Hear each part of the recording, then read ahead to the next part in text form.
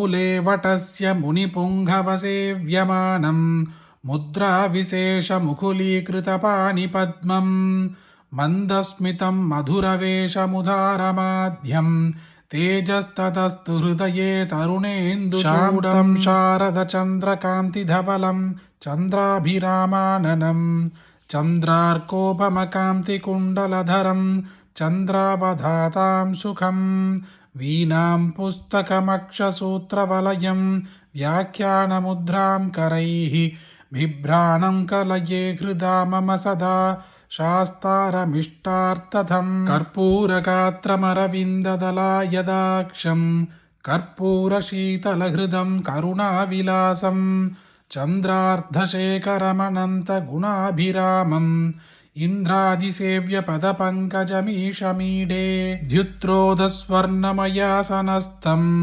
मुद्रोल्लसद्बाहुमुदारकायं सद्रोहिणीनाथकलावदंसं भद्रोत्थिं कञ्चन चिन्तयामः उद्यद्भास्करसन्निभं त्रिनयनं श्वेताङ्गरागप्रभं पालं मौञ्जिधरं प्रसन्नवदनं न्यक्रोधमूले स्थितं पिङ्गाक्षं मृगशापकस्थितिकरं सुब्रह्मसूत्राकृतिं भक्तानामभयप्रदं भयकरं श्रीदक्षिणामूर्तिकं श्रीकान्तद्रिहिणोपमन्युतपन स्कन्देन्द्रनन्द्यादयः प्राचीना गुरवोऽपि यस्य करुणा लेशात् कदा गौरवं तं सर्वादिगुरुं मनोज्ञवपुषं मन्दस्मितालङ्कृतं चिन्मुद्राकृतिमुग्धपाणिनलिनं चित्तं शिवं कुर्महे कपर्दिनं चन्द्रकलावदंसं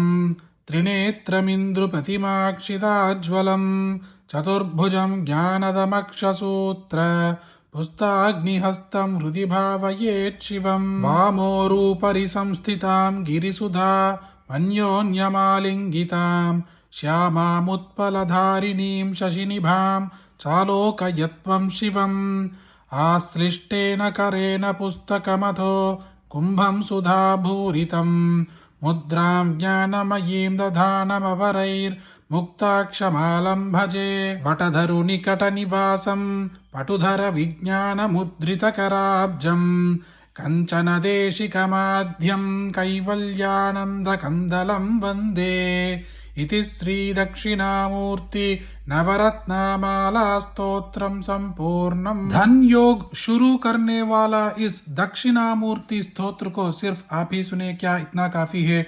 आपको जो भी लोग जानते हैं सबके साथ इसे शेयर करें, इस वीडियो को लाइक करें। फिर एक वीडियो में मिलते हैं। जय जय शंकर, हर हर शंकर।